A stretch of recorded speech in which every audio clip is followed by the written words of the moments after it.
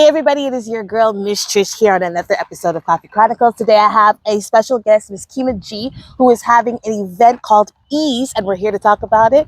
Grab your favorite coffee cup and stay tuned.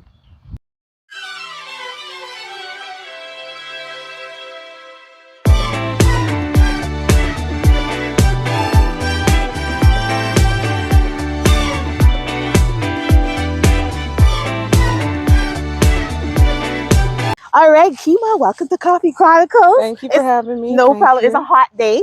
We're in the sun because it's nice. You know what I'm saying? It's really hot. It's really hot. It's a really hot Montreal day. needs an air conditioner. Right, all over, all over. Okay, so you're having an event called E.A.S E on June 17th. Yes, I right? am. So for those who don't know, talk to us about it a bit. So E.A.S E is an event. What E stands for is empowering achievements, success, and excellence. Mm-hmm. So this event is going to be a panelist event. Mm-hmm. And what we're doing is that we're gathering men together to speak about men's mental wellness. Ooh, beautiful. Okay. And men in relationships. And what was the idea behind this event? Like, why did you think of having it?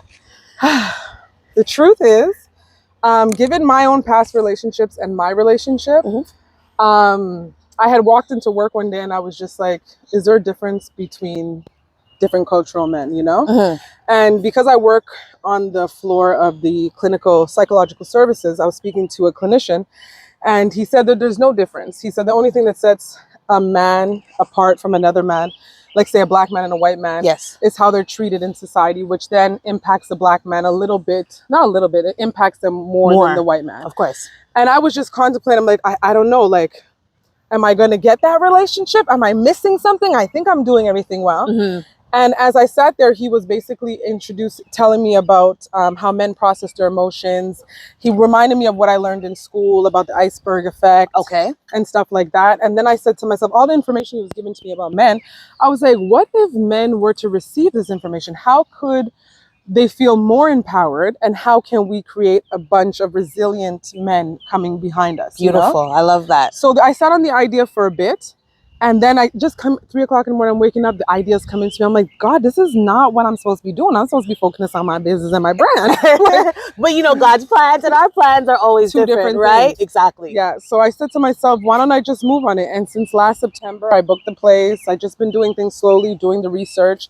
And I really encourage men to come out because the speakers that we have are going to be very empowering and powerful. Just to rewind a bit, you said something about the iceberg effect. If you can like sum that up for those who don't know, what is the iceberg effect? So the iceberg effects, basically, I forget who designed it or who created it or who came up with the study, but it's how we process our emotions. So women, our emotions are right at the surface of the iceberg, right? So the iceberg is like that, right? And we're at the top. Okay. And everything beneath there is where men process their emotions.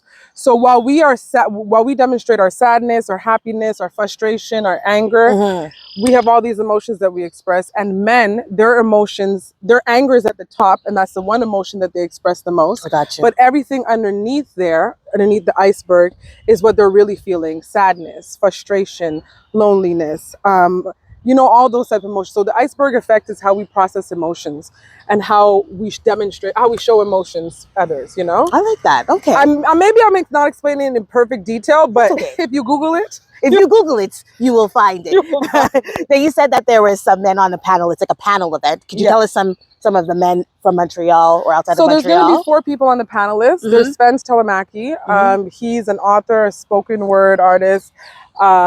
He's doing a lot of things in the community right now. He has a very powerful story, which I feel could relate, and which we all thought could relate to a lot of the men in the Montreal community.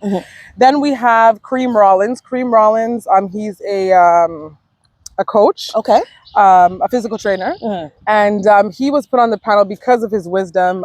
He's in the community. He's relatively not new to Montreal, but he wasn't necessarily from here. He has a lot of wisdom to share for the panel as well, in terms of relationships. And then we have Brandon Dawson Jarvis. Brandon has a very significant story. He's done a lot of the work. He definitely wants to be a part of the conversation and the movement. I love it. So he'll be speaking more about taking taking ownership, sharing his story, Okay. his relationships, as well as the mental wellness, because he's a yoga instructor. He's actually having a yoga festival on July 8th. Wonderful. Okay. And then after there's Bishop David Burton. So I go to Resurrection when I do go to church. That's the church that I do decide to go to. Okay. I've been going to that church since 2012.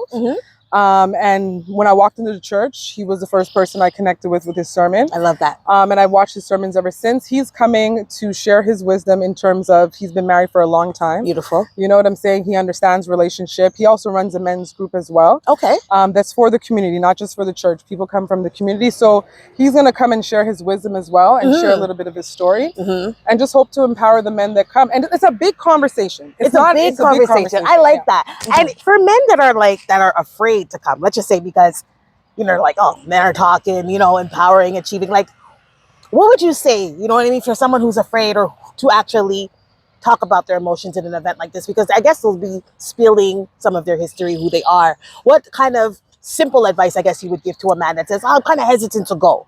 Okay. Well, I know that for men, it's not an easy thing, because they haven't always been given that space. Exactly. You get what I'm saying? That's right. Women have been given that space countless amount of times. It's not something that men are used to, expressing their thoughts, their feelings, and emotions.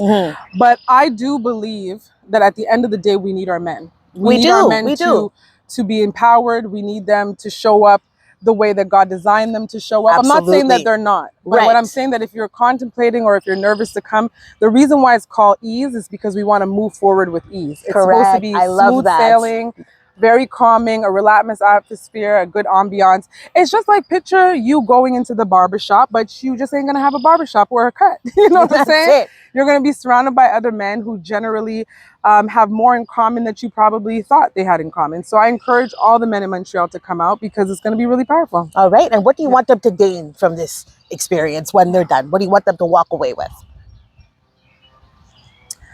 I think that wherever you are on your journey, so whether, and I like to speak about the journey in terms of doing the inner work, because that's what Keemah G is all about. And that's what I kind of came out with years ago as a brand. Okay. But wherever you are on the journey, it's either it takes you to another level, if it kickstarts you off to saying, you know what, I'm gonna go get focused on myself. You know what I'm saying?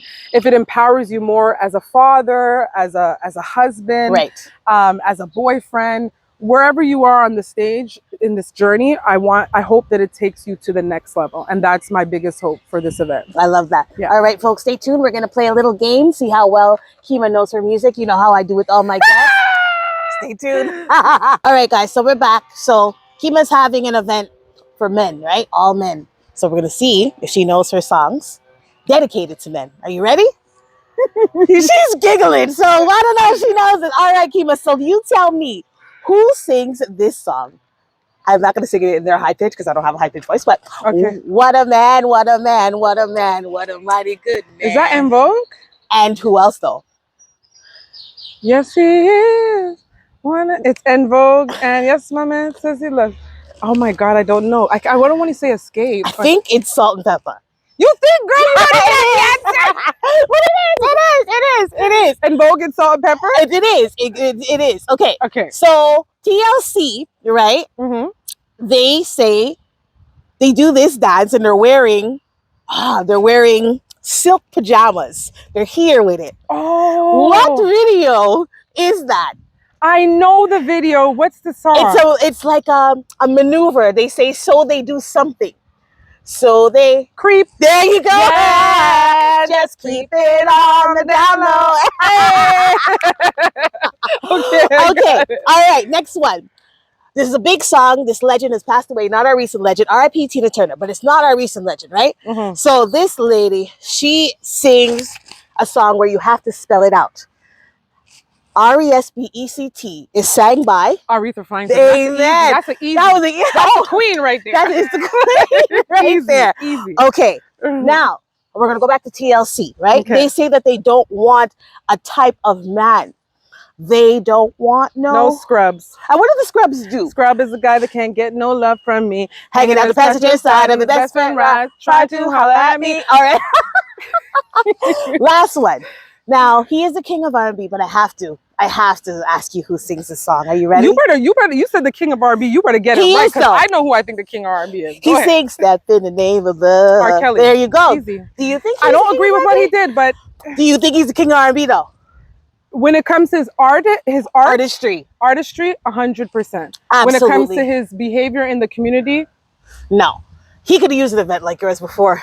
yeah. An event like yours could have been benefited his and life. I don't like to shame people too for No, of course for their not. trauma, but he definitely could have used that. So I hope he finds the healing. Exactly. But his music, he's That's giving it. us hits after hits. Oh, when you say healing, when I get that feeling, I want Marvin Gaye. Hey. I don't want Marvin Gaye. I want sexual healing. I can't get Marvin Gaye.